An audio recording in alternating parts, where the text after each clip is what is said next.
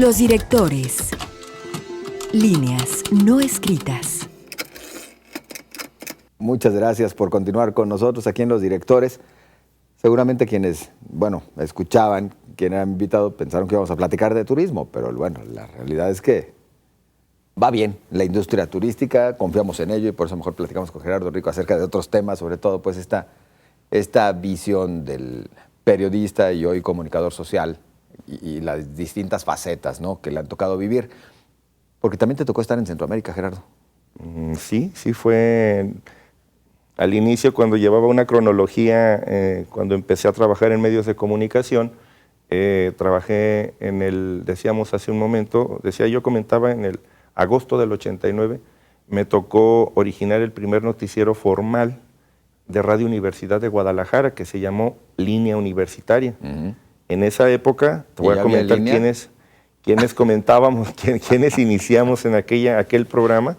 Déjate digo, entre paréntesis, acaba de darse hace algunos meses el 40 aniversario de Radio Universidad y pues Julieta Marón, algunas de las personas que están en noticias, me hicieron favor de entregarme un reconocimiento por esta situación que comento. Originamos ese noticiero de Línea Universitaria, Pepe Díaz Betancur, sí, que actualmente está en CONAFOR, Raúl de la Cruz, que actualmente trabaja con los Leones Negros de la Universidad de Guadalajara, siempre dedicado a su ámbito deportivo, mi buen Raúl de la Cruz, Jaime Barrera, actual director de Milenio, y tu servidor. Nos tocó originar ese primer noticiero formal, ya con entrada, cortinas, cortes, en fin, y nos tocó, pues vamos una situación también inédita hasta ese momento, que fue aquel enfrentamiento que hubo entre la... voy a ser más directo, entre el ingeniero Álvaro Ramírez Ladevic y el rector, el entonces rector de la Universidad de Guadalajara, Raúl Padilla López. Nos tocó presenciar toda esa transición también que vivió la Universidad de Guadalajara en aquella época. Lo que reitero, ¿no?, fueron épocas de cambios muy notorios, muy radicales, importantes en algún momento. Así es. ¿Y tú pasas por Centroamérica? Sí. El director en aquel momento de Radio Universidad de Guadalajara, que era un buen amigo, Carlos Ramírez Powell, un día de buenas a primeras me llama a su despacho, piso 12 aquí del edificio cultural y administrativo, ahí en Juárez y Enrique Díaz de León, y nada más me dice que si nunca he salido yo del país. Pues no, le digo, no he tenido la oportunidad de viajar fuera del país. Pues ve y saca tu pasaporte, ¿verdad? Que, si no mal recuerdo, me dijo como un miércoles, porque el viernes me iba a Centroamérica. Y fue pues de sorpresa, joven inexperto, finalmente conociendo todavía la ciudad de Guadalajara, pues para mí fue un acontecimiento pues, de lo más trascendental, ir a cubrir cuando fue 1 de febrero de 1990, cuando pierden los sandinistas el poder, a manos de la señora Violeta Chamorro. Entonces me toca cubrir ese proceso electoral en Centroamérica, y bueno, hubo algunas otras situaciones que se dan en Centroamérica, pero pues realmente marcó mucho para mí, significó mucho para mí en aquella época el haber acudido a un evento de la mayor trascendencia y de la mayor coyuntura también en el momento en el que pues Centroamérica era foco de atención mundial. Exacto. Entonces esa fue una experiencia. Mira, estando allá en Centroamérica, me acuerdo mis primeros contactos con Juan María Naveja también, a quien le envío un saludo si nos llega a estar viendo a Juan María Naveja. Me llama por teléfono, yo todavía no tenía ninguna relación laboral con Noticentro Guadalajara, y me pide que si puedo enviar notas a Noticentro. Entonces yo le pregunto a Noticentro Guadalajara, es que estoy en Radio Universidad de Guadalajara, no, a la cadena nacional. Era un señor en México, conductor de muchos años en la Ciudad de México, Eduardo Pasquel. Y entonces yo me reportaba con él en las mañanas y me hice corresponsal de la cadena Noticentro en Centroamérica, el tiempo que yo estuve allá. Posteriormente, después, cuando ya salgo yo de Radio Universidad, es como logro entrar a Noticentro Guadalajara. Me ofrecían quedarme a trabajar en Noticentro en la Ciudad de México, y bueno, una vez más opté por Guadalajara, y aquí Juan María Naveja de Anda me abre las puertas, y después de él, desde hace un momento, Alejandro Mojica Martel es el que lo suple. Alejandro Mojica Martel, de mucho tiempo trabajando en la Fuente Deportiva, y posteriormente de Alejandro, Agustín Ramírez Góngora, que queda en la dirección de Noticentro. Exacto.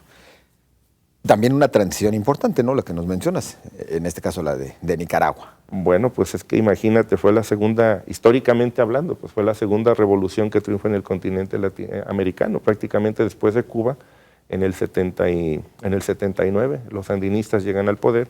En aquella época pues todavía era la Guerra Fría, era todavía en el 89 cae el muro de Berlín.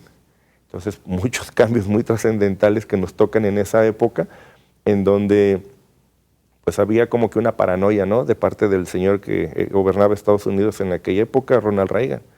Entonces había una situación así como que no permitía por nada del mundo que llegara el comunismo, como le llamaban a Centroamérica, América Latina, y bueno, a un lado de Nicaragua, pues estaba El Salvador, que también libraba una guerra civil con el Frente Farabundo Martí de Liberación Nacional. Entonces fueron focos de atención internacional durante años y años y años, desafortunadamente pues a costa de muchas vidas, ¿no?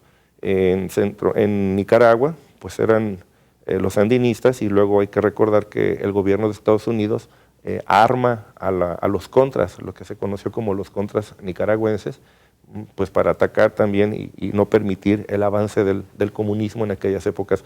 Efectivamente, sin duda alguna, cambios trascendentales que ahora, bueno, hace poco acabamos de escuchar por ahí la ceremonia con motivo del 20 aniversario de la caída del muro de Berlín. Exacto.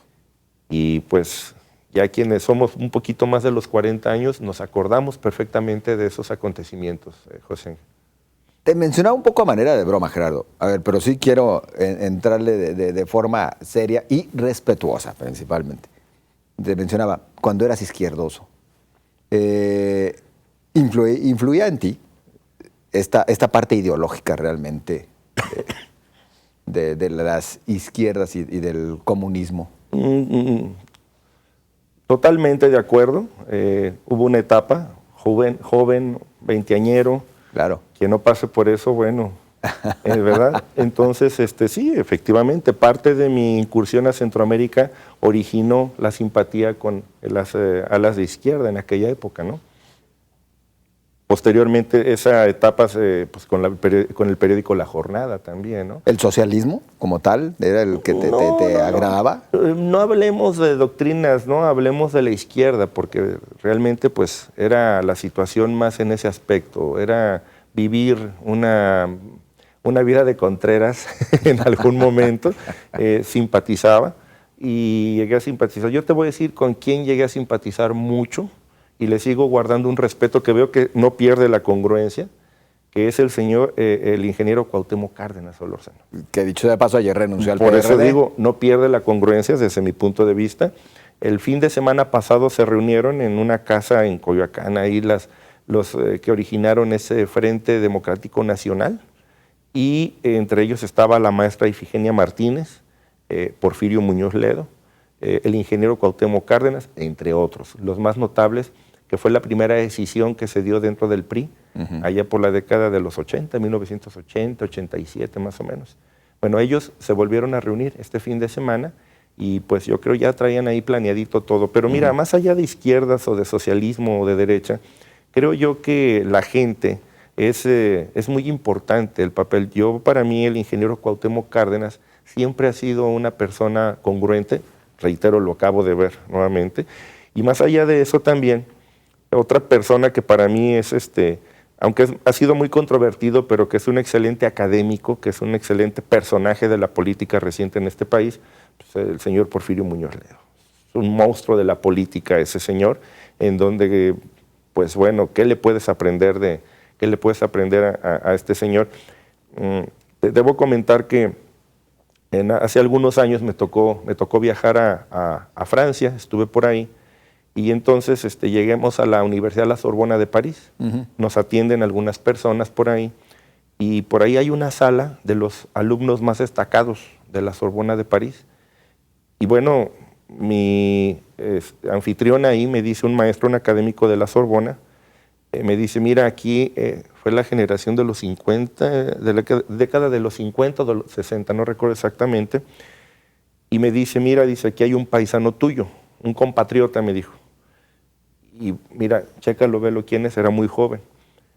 Y era el señor Porfirio Muñoz Ledo, que es un personajazo, es un señor como pocos creo se han dado, independientemente de que haya sido de diferentes partidos políticos y de que haya militado en diferentes opciones en ese sentido, pero para mí es un personaje. Son dos personajes en los cuales en su momento he llegado a admirar, precisamente porque hay mucho de un legado que creo yo van a dejar, ¿verdad? El ingeniero Cuauhtémoc Cárdenas, el señor Porfirio Muñoz Ledo. Entonces es interesante esa etapa juvenil que me toca vivir y más o menos se enfoca por ese sentido. Y tenemos que ir a la pausa. Regresando, platicaríamos, bueno, de la más reciente etapa que te ha tocado, en la que ya después entras al ámbito de la comunicación social, inclusive del Partido Revolucionario Institucional. Así es. Y también en algunas dependencias del sector público. Así es. Regresamos entonces para continuar platicando con Gerardo Rico. No se vaya.